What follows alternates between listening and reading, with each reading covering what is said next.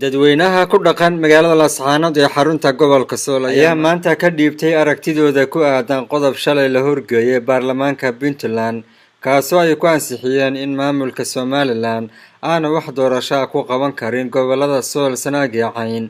iyadoo xilligan lagu jiro gabagabadii doorashooyinka Somaliland ee xilka madaxtinimo. dadweynahan oo ka hadlaya ayaa waxaa ka mid ah hadaladoodii waxay ka hadashay macnaha baarlamaanka ay u fariisteen macnaha inay ka hadleen in macnaha aan laga codayn karin gobolada ka maqan Puntland taa horna Puntland macnaha way la habsaantay macnaha ma aha wax macnaha dib u soo tagalaya fursado badan way haystay Puntland ay ka hadli kartaa nimanka laakiin fursadaas way dhaafeen Puntland xalana Cabdulla Ali gaas waxaan leenahay markii aad kursiga ku fariisanaysay ballanqaado fara badan baad qaadeen gobolada Sool Sanaag iyo Cayn u qabanaysid marka ballanqaadadaasi way ka gubtay maamul leenahay walaal Cabdullaahi waxba kama qaban kartid dalxiiska marka doonyaha iska saarnaa way dhacday markii aad saaray dagaalkii ku socdeen galgala oo la weydiiyay madaxweynaha Puntland xaw ku maqayay kaamarad baa fiideo wax laga soo dubay dalxiis u maqnaa Sacuudiga uu ku mareeyay marka waxaan leenahay waxba kama qaban Sool Sanaag iyo Cayn waa dal Somaliland marka waxaan leenahay dalxiiska iska jira siyaasiyiinta ee Puntland jooga ee iska hadlay gobolada Somaliland ay ka taliso Puntland ka taliso kama doorashooyinka lama dhigi karo hadalkooda waxaan ka soo qaadi karaa niman iska hadlay oo aan matalin waxa ay ku hadleen waa hal bacaad lagu lisay sababtoo ah waa siyaasi daba dhilifa aan matalin ay yiraahdeen doorasho ka dhici mayso sanaduqa Somaliland tuna ma imanayso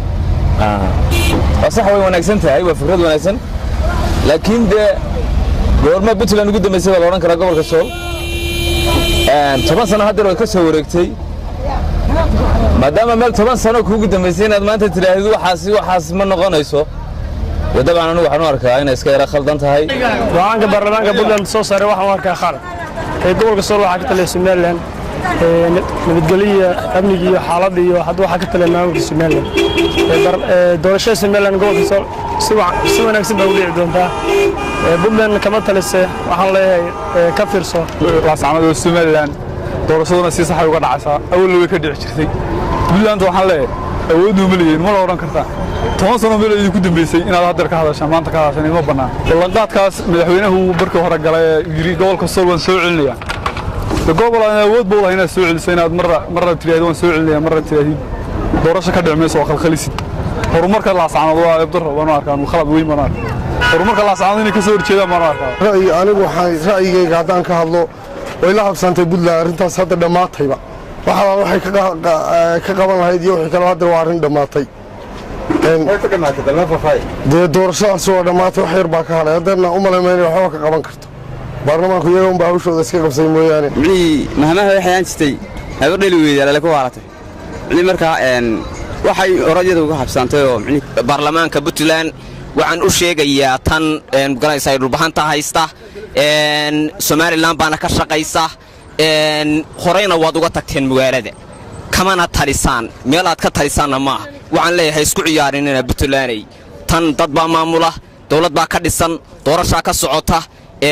waxna kama qaban kartaan tiina haysta tiina ku adkaanahay waxaan leenahay ra'yiga Puntland ay keentay waa ra'yi waxa weeye fashilatu ah oo fashilan doorashadu waxa weeye dhacaysa hadaan nahay shacabka magaalada Laascaanood fursado badan ay haysteen waxaana ka bixeen gobolka 2007 mana ahayn niman dagaalamay oo waxa weeye qadeedooda maanta magaalada ka baxayeen waxaan leenahay ilmaha Rayaalow aynu kala nabadgalno annagu hadii aanu Soomaaliya u baahano u sii marinayno Puntland hadaan u baahano Soomaaliya Puntland u sii marinayno khaatubaanu nahay madaxweynaha leenahay warkan ay soo saartay Sool iyo Sanaag doorasho ka dhici mayso Puntland Sool iyo Sanaag waxba kama quseeyaan shacabkeedana waxdana uma hayaan marka waxaan leeyahay ha ku habsaamina shacabka reer Laascaanood idan waxdana u haynin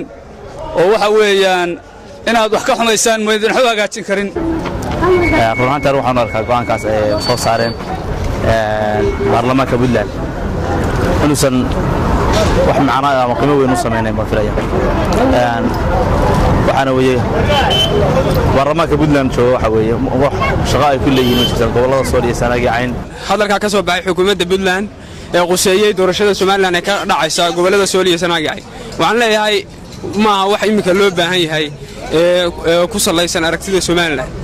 oo wax u dhimi karta doorashooyinka Soomaaliland haddii ay maanta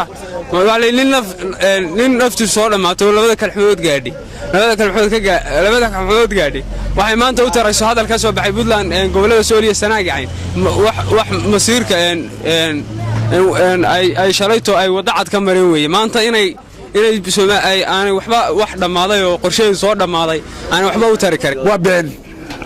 waa faa beena soo gadhay haddaad wax isku haysid waa maqlayay markuu xariiqaye kowdhe dalka kanu Soomaaliland baa la yidhaah ma jeerteen isku shaqo miyihiin ya waa nimanka halkaana dhigay mana doonayno mana iman karaan ya waa kuwii cararay dumarka la cararay ma kuwii baanu maanta anagu aaminaa ya ma aamini karo adeer dalka kanu adeer waa Soomaaliland hogaamiyaha mataqaanaa musabixi baa hogaamiya dalka kan